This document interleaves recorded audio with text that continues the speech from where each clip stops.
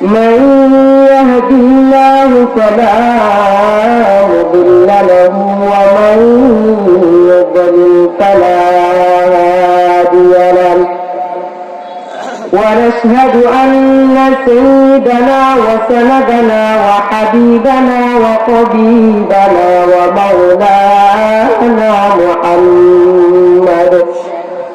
ومولانا محمدا عبده ورسوله. أما بعد فأعوذ بالله من الشيطان الرجيم. بسم الله الرحمن الرحيم. إنا فتحنا لك فتحا مبينا ليغفر لك الله ما تقدم من ذنبك وما تأخر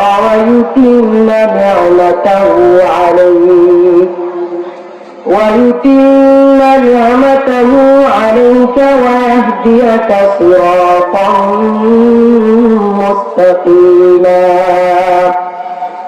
اللهم صل على محمد وعلى آل محمد كما صليت على إبراهيم وعلى آل إبراهيم إنك حميد مجيد. اللهم بارك على محمد وعلى آل محمد كما باركت على إبراهيم وعلى آل إبراهيم إنك حميد مجيد. الحمد لله. যে মহান আল্লাহ পাক রব্বুল আলামিন আমাকে, আপনাকে, আমাদের সকলকে বিভিন্ন কাজ থেকে বিরত রেখে, ঘোরাফেরা থেকে বিরত রেখে এই মহান মজলিসে এসে বসার এবং কিছু দিনই কথা শোনার তৌফিক দান করেছেন। এজন্য সেই মহান আল্লাহ পাক রব্বুল আলামিনের দরবারে আমরা সকলে অন্তঃস্থল থেকে বলি আলহামদুলিল্লাহ। যে মহান আল্লাহ পাক রব্বুল আলামিন আমাদেরকে সুস্থ রেখেছেন এবং সুস্থ অবস্থায় এই মাহফিলে আসার এবং বসার তৌফিক দান করেছেন, সেই মহান আল্লাহ পাক রব্বুল আলামিনের দরবারে আমরা সকলে আবার অন্তঃস্থল থেকে বলি আলহামদুলিল্লাহ। তো সম্মানিত মুহতারাম মুআজ্জাজ মুহাজিরিন, যে আয়াতে কারিমা তেলাওয়াত করেছি, এই আয়াতে কারিমা সূরা ফাতহের আয়াত। এই সূরাটা নাযিল হয়েছিল হুদাইবিয়ার সন্ধিকে কেন্দ্র করে। যে হুদাইবিয়ার সন্ধির ঘটনা আমরা আগেও শুনেছি, এই ঐতিহাসিক হুদাইবিয়ার সন্ধিকে কেন্দ্র করে আল্লাহ পাক রব্বুল আলামিন এই সূরা ফাতহকে নাযিল করেছিলেন।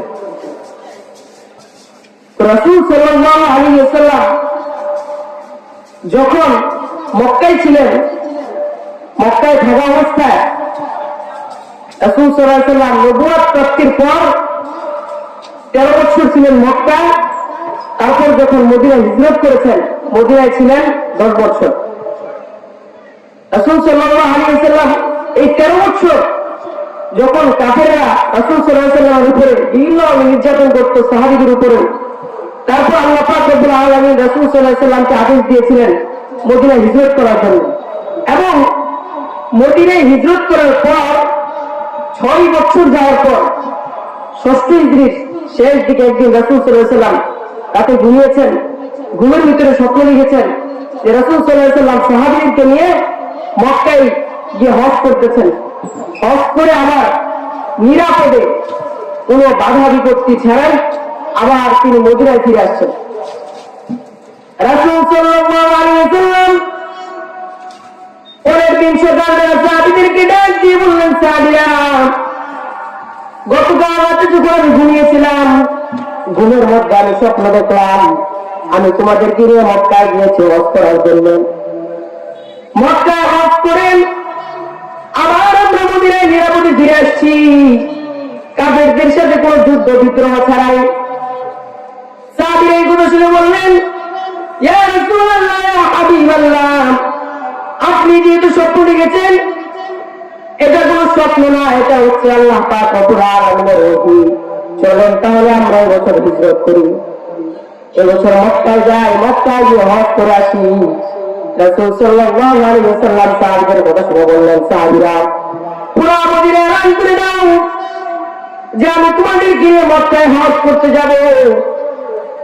যখন সাহাবীরা পুরো মদিনায় এলান করে দিলেন, সমস্ত সাহাবী মিলে মক্কায় যাবেন হজ করতে। রাসূল সাল্লাল্লাহু আলাইহি ওয়াসাল্লাম দিন তারিখ ঠিক করে সেদিন সমস্ত সাহাবীদেরকে নিয়ে মক্কার উদ্দেশ্যে রওনা দিলেন। মক্কার উদ্দেশ্যে যখন রওনা দিলেন, মক্কার আগে হুদায়বিয়ার মধ্যস্থলে কাফেররা রাসূল সাল্লাল্লাহু আলাইহি ওয়াসাল্লামকে আটকে দিল। কারণ রাসূল সাল্লাল্লাহু আলাইহি ওয়াসাল্লামকে যখন কাফেররা 6 বছর পূর্বে রাসূল সাল্লাল্লাহু আলাইহি ওয়াসাল্লামকে এবং সাহাবীদেরকে বিভিন্নভাবে নির্যাতন করে যখন মক্কা থেকে তাড়িয়ে দিয়েছিল, এখন যখন রাসূল সাল্লাল্লাহু আলাইহি ওয়াসাল্লাম বাইরে মক্কা আসতেছে, এখন কাফেররা মনে করছে যে মুহাম্মদ মনে হয় তার বাহিনী নিয়ে আমাদেরকে এখন ভিটাবাড়ি ছাড়া করার মধ্যে আসছে। এই জন্য কাফেররা ভয় পেয়ে গেল। তখন মক্কার নেতা ছিলেন আবু সুফিয়ান। এই 6 বছরে যত যুদ্ধ বিদ্রোহ হয়েছে, এই 6 বছরে বড় বড় যুদ্ধ অনুষ্ঠিত হয়েছিল 11টা, যেগুলোকে আমরা গাজওয়া নামে চিনি, এবং ছোট ছোট যুদ্ধ অনুষ্ঠিত হয়েছিল, ছোট ছোট যুদ্ধ অনুষ্ঠিত হয়েছিল 11টা। মোট এই 6 বছরে রাসূল সাল্লাল্লাহু আলাইহি ওয়াসাল্লাম নিজে সেনাপতি ছিলেন 11টা যুদ্ধের মধ্যে, এবং সাহাবীদেরকে ছোট ছোট দল বানিয়ে বাহিনী বানিয়ে পাঠিয়েছিলেন 14টা যুদ্ধের ভিতরে। এবং এই যুদ্ধগুলোর ভিতরে আবু লাহাব, উতবা, শাইবা, আবু জাহেল সবাই মারা গেছে। এখন মক্কার নেতা হচ্ছে আবু সুফিয়ান। আবু সুফিয়ান এখন মক্কার ভিতরে নেতৃত্ব দেয়। যখন রাসূল সাল্লাল্লাহু আলাইহি ওয়াসাল্লাম হুদায়বিয়ার মধ্যস্থলে গেলেন, যাওয়ার পর রাসূল সাল্লাল্লাহু আলাইহি ওয়াসাল্লামকে আটকে দেওয়া হলো। তারপর রাসূল সাল্লাল্লাহু আলাইহি ওয়াসাল্লাম এখন ভাবতেছেন যে আমরা তো মক্কা আসছি হজ করার জন্য, কিন্তু কাফেররা তো ভাবতেছে আমরা যুদ্ধ করার জন্য আসছি।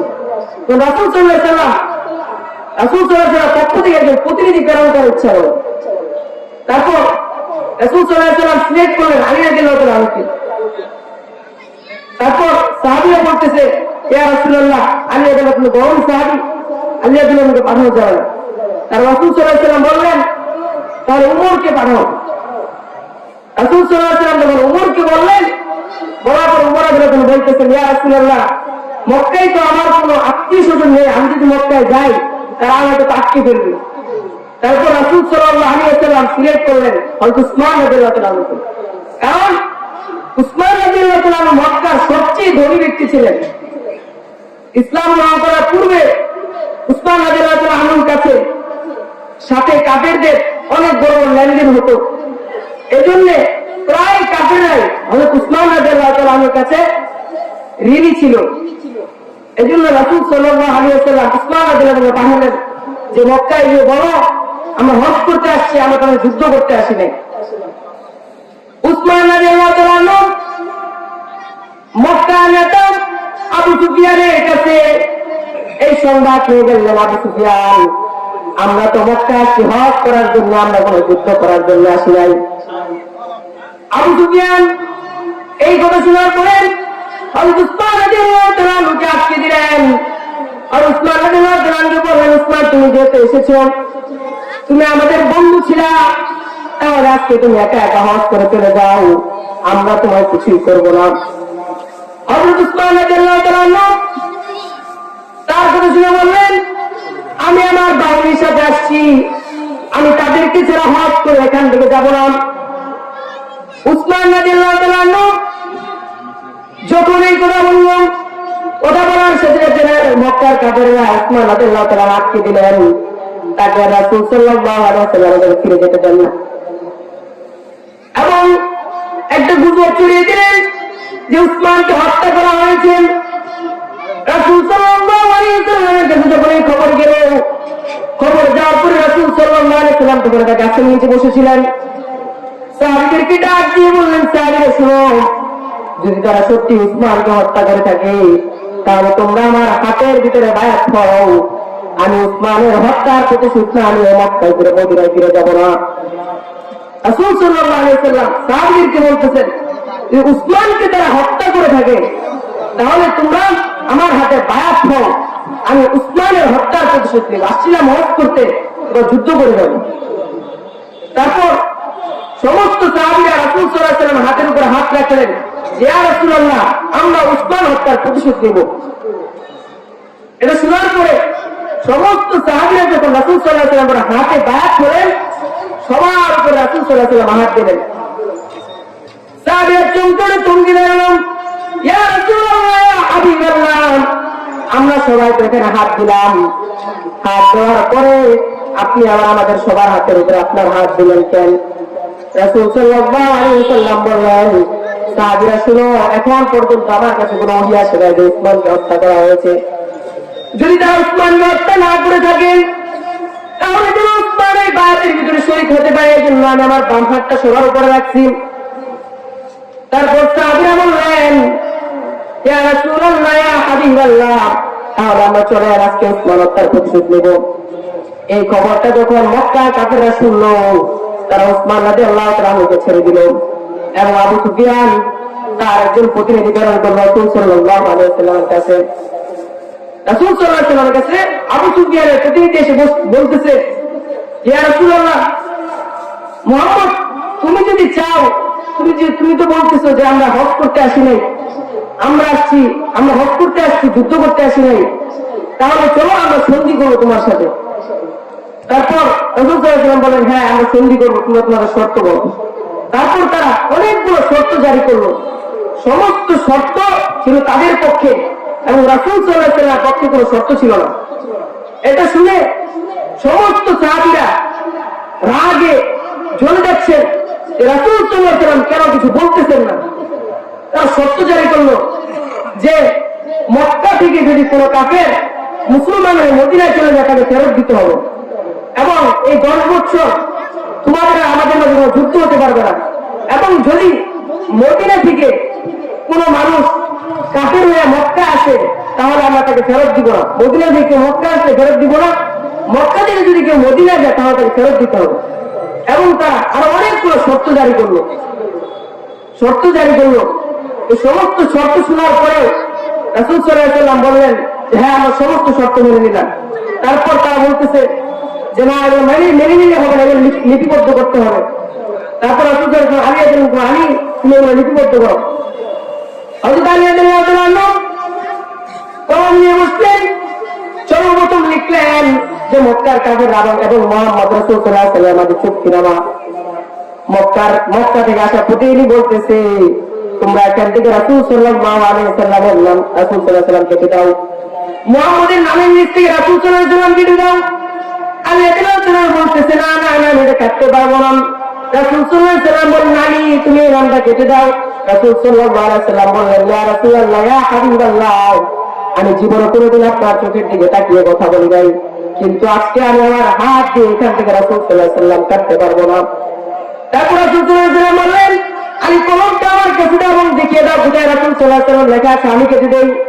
তারপর রাসূল সাল্লাল্লাহু আলাইহি ওয়াসাল্লাম নিজ হাতে কেটে দিলেন। তারপর সমস্ত চুক্তিনামা হওয়ার পরে যখন রাসূল সাল্লাল্লাহু আলাইহি ওয়াসাল্লাম মদিনায় ফিরে আসবেন, মদিনায় ফিরে আসার সময় আল্লাহ পাক রব্বুল আলামিন সূরা নাযিল করলেন। এই হুদায়বিয়ার সন্ধি এটা হওয়ার পরে ইসলামের প্রচার প্রসারের আরো অনেক জায়গা বৃদ্ধি পেয়েছে, যেটা আজকে বলা সম্ভব না। এবং যখন রাসূল সাল্লাল্লাহু আলাইহি ওয়াসাল্লাম যাচ্ছিলেন তখন এই আয়াত নাযিল হয়েছে, মুহাম্মাদুর রাসূলুল্লাহ ওয়াল্লাযীনা মা'আহু আশিদ্দাউ আলাল কুফারি রাহমা بينهم تراهم ركعا سجدا আল্লাহ পাক উপরে বলতেছেন ও আমার হাবিব আপনার সাহাবীরা কষ্ট পেয়েছে আপনার নাম থেকে রাসূলুল্লাহ কেটে দেওয়ার জন্য তাদেরকে বলে দেন তারা যেন কষ্ট না পায় জন্য আমি কোরআনের ভিতরে সারা জীবনের জন্য চিরদিনের জন্য লাগিয়ে দিয়েছি মুহাম্মাদুর রাসূলুল্লাহ সাল্লাল্লাহু আলাইহি ওয়াসাল্লাম। এই হুদাইবিয়ার সন্ধি কে কেন্দ্র করে আল্লাহ পাক রব্বুল আলামিন সূরা ফাতিহা নাযিল করেছিলেন।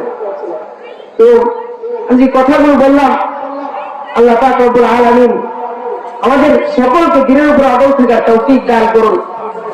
এই বলে আমি আমার মুখতাসার বক্তব্য শেষ করছি। ওয়া আখির দাওয়ানা আলহামদুলিল্লাহি রাব্বিল আলামিন। আসসালামু